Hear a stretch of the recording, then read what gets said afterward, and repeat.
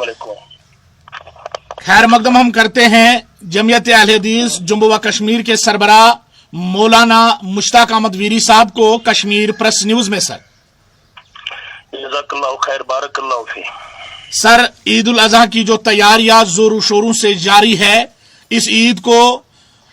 ईद कुर्बान से भी लोग पुकारते हैं। सर, आज हमारा मुद्दा और मकसद ये है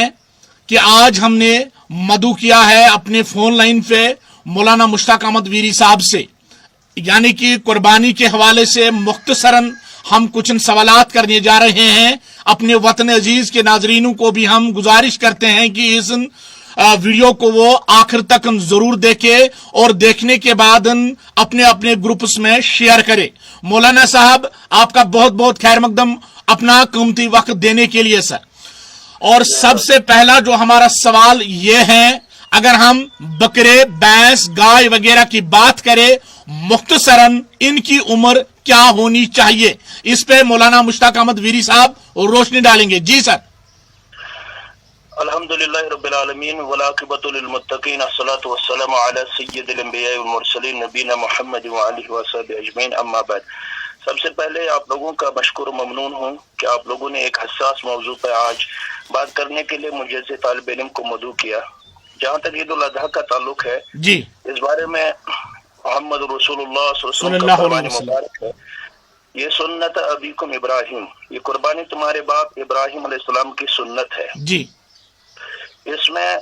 जिन जानवर का तज़किरा किया गया है कुर्बान करने के लिए, ज़बह करने के लिए जी, वो कुरान पाक के मशहूर सूरह मुबारक सूरतुल अनआम के जरिए हमें ये कहा गया है, समानियत अज़वाज, जी, ये 8 जानवर हैं जी, जिनको हम ज़बह कर सकते हैं। उसमें ऊंट भी आता है उसका जोड़ा, जी, उसमें बकरा भी आता है उसका जोड़ा, उसमें गाय भी आती है उसका जोड़ा, उसमें भेड़ भी आता है और उसका जोड़ा भी। उसके लिए जो हमें तालीम दी गई है वो ये है कि ला तज़बहु इल्ला मुसिन्ना, मुसिन्ना से जो मुराद है वो ये है कि 2 दांत वाला जानवर होना चाहिए। जी। अब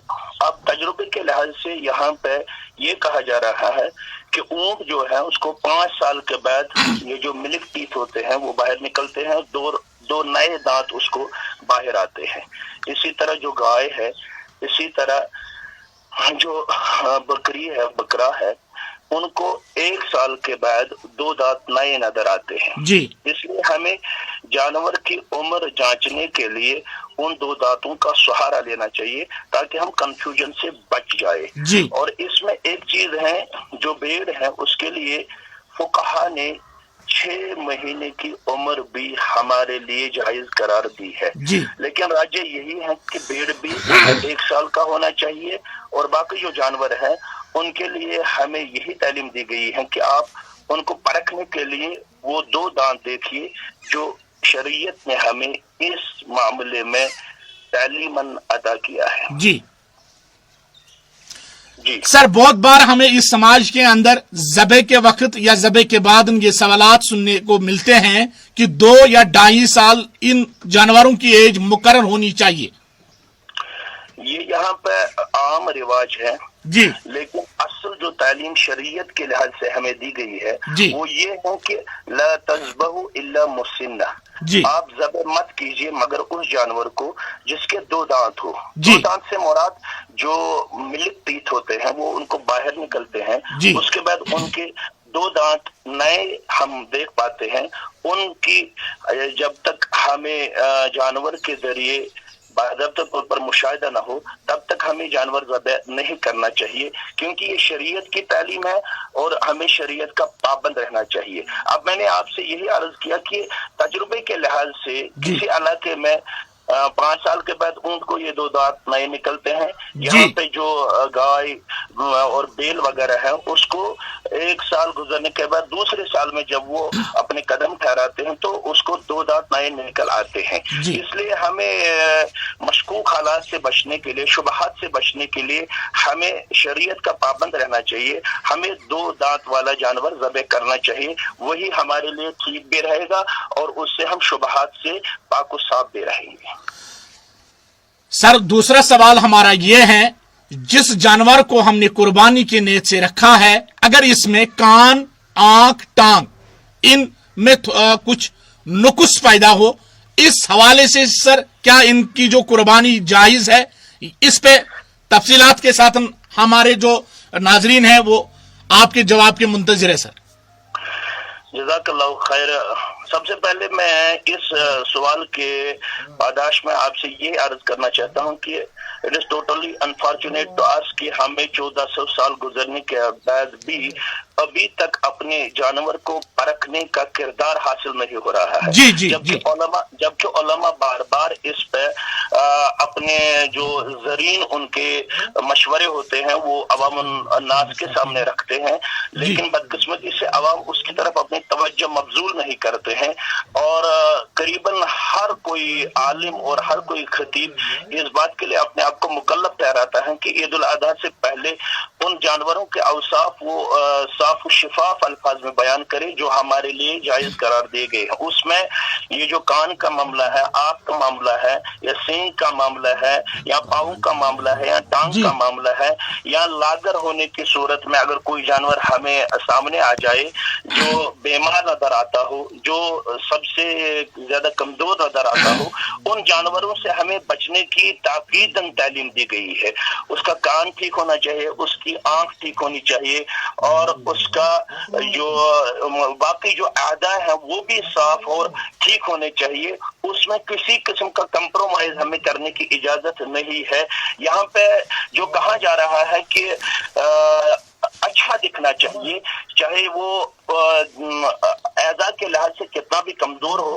ऐदा के लिहाज से कितना भी वीक हो, लेकिन अच्छा दिखना चाहिए। ये हमारे अक्ल के घोड़े हैं, इसमें शरीयत का कोई हमें जवाज नहीं है। हमें जानवर खरीदने से पहले उनके ऐदा को भी अच्छी तरह से देखना चाहिए, कहीं उनमें कोई नुक्स तो पाया नहीं जाता है, चाहे वो कान हो, चाहे वो आंख हो, चाहे वो उसका पाँव हो, चाहे वो उसकी टांग हो, चाहे वो उसका कोई भी आदा हो, उसको हमें परखने की जरूरत है, देखने की जरूरत है। जो रसूल अकरम सल्लल्लाहु अलैहि वसल्लम से हमें तालीम मिलती है वो ये है कि खुद रसूलुल्लाह सल्लल्लाहु अलैहि वसल्लम ने जो 2 भेड़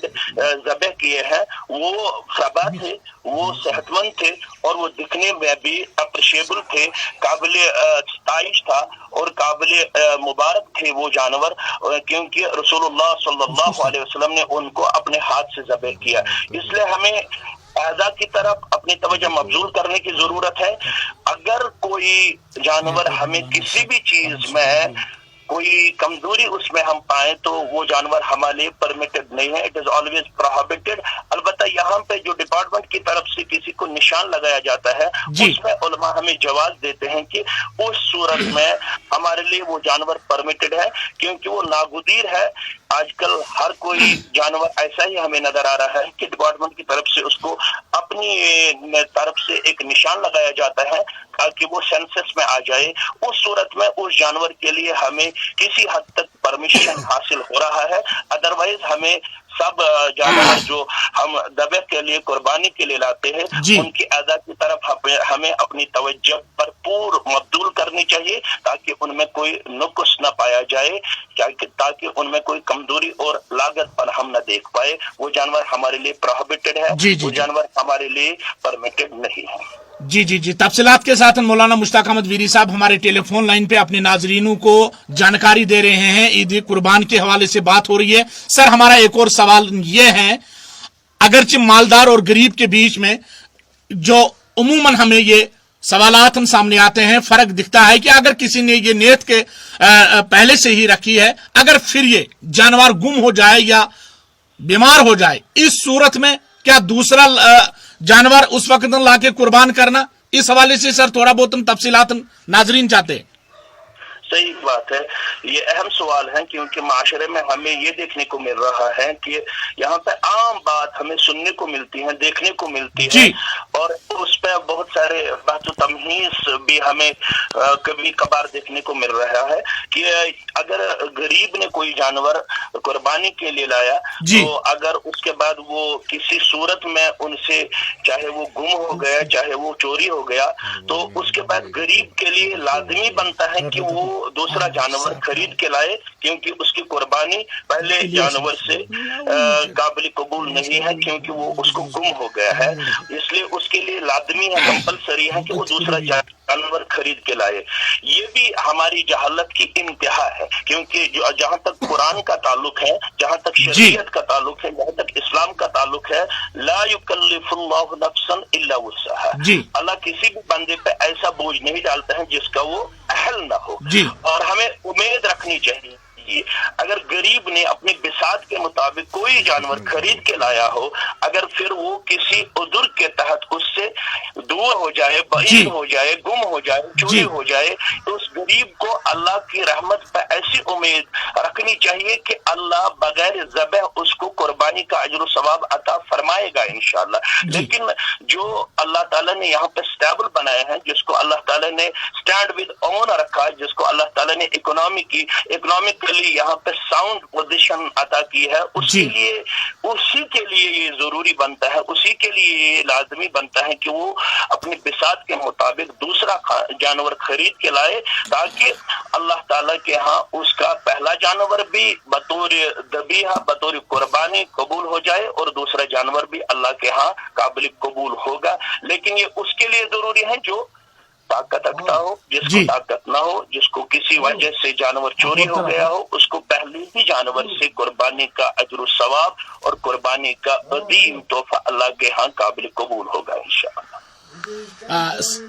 مولانا مشتاق احمد ویری صاحب مدلل جانکاری ایک بڑے موضوع پہ ہمارے ساتھ اس وقت ٹیلی فون لائن پہ براہ راست جڑے ہوئے ہیں، جو کہ اس وقت امت مسلمہ کے لیے خاص انفارمیشن اپنی طریقے سے دینے کی بھرپور کوشش کر رہے ہیں۔ سر، ہمارا ایک اور سوال قربانی کے حوالے سے بات، عید الاضحیٰ کی تیاری لگاتار زوروں شوروں سے جاری ہے، اور اس وقت دین کے اندر قرآن مقدس کے اندر کیا کچھ بیانات ہے، کیا کچھ طور طریقہ ہے رسول پاک صلی اللہ علیہ وسلم کی طرف سے جو ہمارے اوپر فرمان کیا گیا ہے اس قربانی کے حوالے سے۔ ہمارا ایک اور سوال یہ ہے سر، سب سے پہلا حصے دار کیا رشتہ دار ہے، پڑوس ہے، جب یہ گوشت وغیرہ ہم بانٹنے کی جا رہے ہیں، یا مسافر ہے؟ اس پہ بھی تھوڑی بہت تفصیلات چاہتے ہیں ناظرین سر۔ جی سر، عموماً اس معاملے میں ہمیں ابھی تک جو سوسائٹی میں رواج نظر آ رہا ہے وہ یہ ہے کہ قربانی کے جانور کا جو گوشت ہوتا ہے اس پر 3 حصے کیے جاتے ہیں جی، اور یہی نصوص سے بھی ہمیں علماء کرام نے ایک مسئلہ سامنے لا کر ہماری اس پریشانی کا ازالہ اور ہماری اس پرابلم کا سلوشن پیش کیا ہے کہ وَأَطْعِمُ الْقَانِعَ وَالْمُعَتَّرَ۔ اس معاملے میں خود بھی کھانے کی اجازت ہے، جو آس پڑوس کے ہمسایہ ہیں ان کو بھی یہ تقسیم کرنے کی ہمیں تعلیم دی گئی ہے، اور خاص کر رشتہ داروں کے ساتھ ساتھ جو مساکین یتامہ ڈیپینڈنٹ اپن ادرس جو ہماری سوسائٹی میں پرسنالٹیز ہیں، گھرانے ہیں، ان تک ہمیں قربانی کا گوشت پہنچانا لازمی بنتا ہے۔ جس طرح ہمیں عید الفطر کے موقع پر یہ کہا گیا ہے کہ آپ کا روزہ تب تک قبول نہیں ہے بلکہ وہ آسمان و زمین کے درمیان ہینگ رہتے ہیں، تب تک ان کی قبولیت اللہ کے ہاں نہیں ہے جب تک آپ صدقۃ الفطر ادا نہ کریں۔ اسی طریقے سے ہمیں اس عید پہ بھی یہ تعلیم دی گئی ہے کہ آپ خود کھائیے، اپنے بچوں کو کھلائیے، کیونکہ شریعت ہمیں خوشی منانے میں کبھی بھی روک نہیں لگاتا ہے، شرعی حدود کے تحت، شرعی احکامات کے تحت، کیونکہ ہمیں کہا گیا ہے لکل قوم عید، ہر ایک قوم کے لیے خوشی کے چند دن مقرر کیے گئے ہیں۔ آپ کے لیے بھی چند دن مقرر کیے گئے، اس امت کے لیے بھی، جس کو ہم عید الفطر اور عید الاضحیٰ کے نام سے جانتے ہیں، لیکن اس میں ہمیں غربا، مساکین، یتامہ اور جو ڈیپینڈنٹ ون ہیں ان کا خیال رکھنا لازمی قرار دیا گیا ہے۔ اس لیے اس میں اس چیز کا بھرپور خیال رکھنا چاہیے, مکمل خیال رکھنا چاہیے کہ ہمارا جو قربانی کا جانور ہے, اس کا جو گوشت ہے, اگر اس حد تک ہم ابھی اسٹیبل نہیں ہیں کہ ہم بڑے جانور کی قربانی کر سکے, اگر چھوٹا ہی جانور ہو اس میں یہ پابندی نہیں ہے کہ آپ سب جو گاؤں ہے یا آس پاس کے جو پڑوسی ہیں ان تک پہنچانا آپ کے لیے لازمی ہے. لیکن میری رائے یہ ہے اور میرا مشورہ یہ ہے, شریعت کے حدود کے تحت اور شریعت کی جو ہمیں تعلیم ہے اس کے مطابق میں عوام الناس اور مسلمانوں کو یہ مشورہ دینا اپنے لیے حق سمجھتا ہوں کہ وہ اپنے اہل و عیال کے ساتھ ساتھ جو ڈیپینڈنٹ وان ہیں, جو مساکین ہیں, جو یتامہ ہیں, جو بیوہ ہے, جو ان ٹرمائل میں ہمارے لیے وہ ایک بہت بڑا حصہ جو ہمیں دیکھنے کو مل رہا ہے یہاں پہ سوسائٹی میں, جن تک ہم پہنچنے میں ابھی تک ناکام ہو رہے ہیں. اور بہت بار ہمیں یہ بھی سننے کو مل رہا کہ آپ لوگوں نے اپنی طرف سے اپنے بچوں کو عیدی وغیرہ دے کے رکھا, لیکن وہ آپ لوگوں نے نظر انداز کیے جن تک پہنچنا آپ کے لیے شریعت میں لازمی قرار دیا تھا. اس لیے اس عید پہ ان تک پہنچنا ہمارے لیے لازمی ہے, اور اس گوشت کو ہمیں ان تک پہنچانا شریعت کی روح سے لازمی بنتا ہے جو خود قربانی کرنے کے اہل اور کیپیبل ابھی نہیں ہے. اگر اس معاملے میں ہمیں جو رشتہ دار اسٹینڈ ود اون ہے, اگر ان تک ہم نہ پہنچے, لیکن مساکین تک ہمیں پہنچنا, یتامہ تک ہمیں پہنچنا, غربا تک ہمیں پہنچنا کمپلسری ہے, لازمی ہے. اور اس کے لیے جو عام رواج یہاں پہ ہیں 3 حصے کرنے چاہیے. یہ ضروری نہیں ہے کہ ہم برابر اس کے 3 حصے کریں, بلکہ ضروری یہ ہے کہ ان تک ہم اپنا گوشت پہنچائے جو اس وقت ہمیں مقبول حال اور جو اس وقت ہمیں غربا یا مساکین نظر آ رہے ہیں ان تک پہنچانا ہمارے لیے لازمی ہے. یہی شریعت کا اصل روح ہے, یہی شریعت کا اصل مزاج ہے, تاکہ سب اس خوشی میں مل بانٹ کے اس عید کو ادا کرے, اس عید کو منائے, اور ہمارے لیے اللہ کے ہاں انشاءاللہ العزیز آگے والے دن بھی خوشی کے ثابت ہو جائے. سر ہمارا ایک اور سوال عید قربان کے حوالے سے بات ہو رہی ہے. مولانا مشتاق احمد ویری صاحب براہ راست ہمارے ساتھ ہم جڑ چکے, لائن پہ بنے ہوئے ہیں. سر ہمارا ایک اور سوال, جو کھال وغیرہ اگر ہم قربان جو جانور جب ہم ذبح کرتے ہیں اس کے بعد کھال کے حوالے سے یہ دیکھنے کو مل رہا ہے, کچھ لوگ کہتے ہیں کہ مساجد کو, کچھ لوگ کہتے ہیں کہ مولوی صاحب کو, کچھ لوگ کہتے ہیں کہ درسگاہ کو. اس حوالے سے کیا زیادہ بہتر طریقہ ہے؟ اگر ہم قرآن مقدس سے پوچھیں گے اس کھال کو ہمیں کہاں ڈونیٹ کرنا سب سے زیادہ ثواب ہے؟ جی یہ سوال بے اہم ہے, لیکن ایک بدقسمتی ہے کہ چند سال سے یہ جو کھال کا پوسٹ ہے قربانی کا معاملہ ہے, اس میں ہمیں پریشانی لاحق ہوئی, کیونکہ اب اس کو لینے کے لیے کوئی تیار نہیں ہے, کہ اس کا ویلیو بہت زیادہ بے ویلیو نظر آ رہا ہے. لیکن شریعت کی روح سے یہ جو پوسٹ ہے قربانی ہے, یہ نہ مساجد کے لیے پرمیٹڈ ہے, نہ مولوی صاحب کے لیے, نہ اس کے لیے جو ہمارے جانور کو ذبح کرتے ہیں, نہ ان کے لیے پرمیٹڈ ہے, بلکہ یہ ان کے لیے جواز بنتا ہے جو مسکین ہیں, جو محتاج ہیں, یا اگر ہمیں سوسائٹی میں کسی چیز کی نیڈ نظر آئے, کسی چیز کی ضرورت ملحوظ ہو, سوسائٹی کے لیے ہم اس کو وقف کر سکتے ہیں, سوسائٹی کے لیے ہم اس چیز کو لگا سکتے ہیں. لیکن زیادہ بہتر یہ ہے کہ یہ مساکین تک پہنچے, یہ غربا تک پہنچے, یہ ان لوگوں تک پہنچے جو اس کے اصل ڈیزرو ہیں, جو اس کے اصل حقدار ہیں. سب سے زیادہ مسکین, غریب, یتامہ, بیوہ اور جو ڈیپینڈنٹ ون ہے ان تک یہ چیز پہنچنی چاہیے, نہ کہ مساجد کے لیے مختص رکھنے چاہیے, نہ کہ مولوی صاحبان کے لیے یا ذبح کرنے والے کے لیے, بلکہ یہ ہمارے لیے انتہائی بدقسمتی کی بات ہے کہ اگر کسی جگہ ہمیں ایسا چیز دیکھنے کو مل رہا ہے کہ گوشت قربانی مولوی صاحب کے لیے مختص کی جاتی ہے یا مسجد کے لیے مختص کی جاتی ہے, نہ مسجد کے لیے پرمیٹڈ ہے, نہ مولوی صاحبان کے لیے, نہ ذبح کرنے والے کے لیے, بلکہ یہ مسکین کا حق بنتا ہے اور انہی تک پہنچنا چاہیے, کیونکہ ہمیں تعلیم دی گئی ہے فآت کل ذی حق حقہ, ہر ایک حقدار کو اپنا حق دیا جائے, اس میں کسی قسم کی مداخلت کی اجازت نہیں ہے. سر ہمارا آخری سوال, اس جو ہمارا جو بات چیت ہے, ہماری جو موضوع پہ جو آج بات ہوئی ہے, آج اس ٹاپک کا انتم جو کوشچن یہ ہے, جو ذبح کرتے ہیں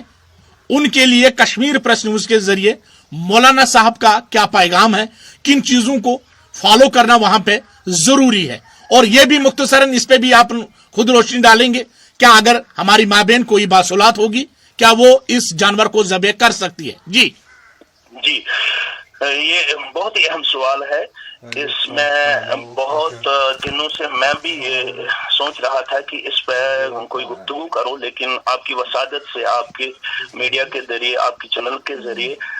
जो ये सवाल मेरे लिए यहाँ पे रखा गया है, इसमें आपके लिए भी अल्लाह के हाजिर सवाब इंशाअल्लाह अजीज होगा, और हमारे लिए भी खालिसतन अल्लाह को राजी करने के लिए जो हम अल्फाज अपने यहाँ पेश करते हैं, अल्लाह ताला इन अल्फाज और आपके लम्हातुल अहदात और मेरे लम्हातुल अहदात को अपने यहाँ कबूल फरमाए। ये बहुत ही अहम सवाल है, इसमें हमें इस चीज का ख्याल रखना चाहिए। सबसे बेहतर यही है कि जो हेड ऑफ द फैमिली हो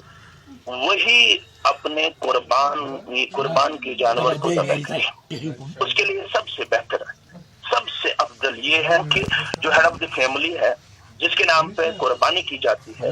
जिसके नाम पे हम जानवर खरीदते हैं, जी, अगर वो इस अहल हो, इस कैपेबल हो, उसको इस मामले में बाकायदा तौर पर तजुर्बा हासिल हो, तो सबसे बेहतर यही है कि वही कुर्बानी के जानवर खुद अपने हाथों से ज़बह करे, क्योंकि रसूल अकरम सल्लल्लाहु अलैहि वसल्लम से हमें ये तालीम अमलन, कौलन और फ़अलन मिल रही है कि पैगंबर अकरम सल्लल्लाहु अलैहि वसल्लम ने कुर्बानी के जानवर को अपने दस्ते मुबारक से ज़बह किया है, अपने हाथों से ज़बह किया है। और हजरत अली रज़ियल्लाहु तआला अन्हु को भी ये तालीम दी है कि अपने हाथ से ज़बह करना आपके लिए सबसे अफजल है, सबसे बेहतर है। अगर हमारे घर में ऐसा माहौल है जो खुशकिस्मती है उस घर के लिए, वहां पे माँ बेटी, वहां पे बहन जानने वाले हैं, शरीयत के लिहाज से वो स्टेबल है, शरीयत के लिहाज से वो हमारे लिए अप्रिशिएबल है, शरीयत के लिहाज से वो स्टैंड विद ओन है, शरीयत के लिहाज से वो बहुत ज्यादा जानने वाले हैं, उसके लिए हमें फ़इन आमनु बिमिस्लि मा आमनतुम बिही फ़क़द इहतदव,